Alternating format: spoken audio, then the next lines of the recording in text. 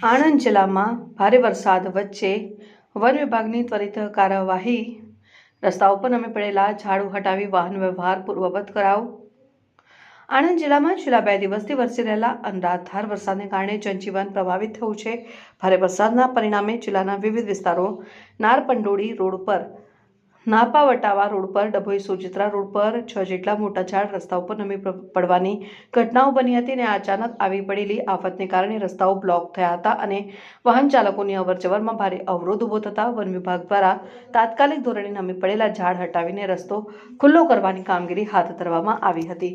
આ સમગ્ર કામગીરી આણંદના નાયબ વન સંરક્ષક શ્રી સુરેશ મીણાના સીધા માર્ગદર્શન હેઠળ અત્યંત આયોજનબદ્ધ રીતે કરવામાં આવી હતી અને વન વિભાગની ટીમે સમય ગુમાવ્યા વિના 50 જેટલા કર્મચારીઓના મનોબળ સાથે પ્રભાવિત સ્થળોએ પહોંચીને ઝાડ હટાવવાની પ્રક્રિયા શરૂ કરી હતી અને આ કામગીરી કરવામાં 2 ટ્રાન્સપોર્ટ વાહનો અને 18 જેટલા મજબૂત દોરડા જેવી સાધન સામગ્રીનો ઉપયોગ કરવામાં આવ્યો હતો। ટીમની કલાકોની જહેમત બાદ રસ્તા ઉપર પડેલા ઝાડને સુરક્ષિત રીતે ખસેડી લેવામાં આવ્યા છે અને માર્ગોને વાહન વ્યવહાર માટે સંપૂર્ણ ખુલ્લા કરી દેવામાં આવ્યા છે।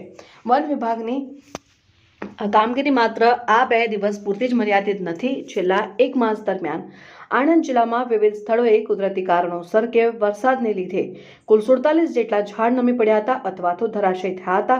આ તમામ કિસ્સાઓમાં વન વિભાગની ટીમે ત્વરિત પ્રતિસાદ આપીને તમામ ઝાડ દૂર કર્યા છે અને રસ્તાઓ અવરજવર માટે ખુલ્લા કર્યા છે।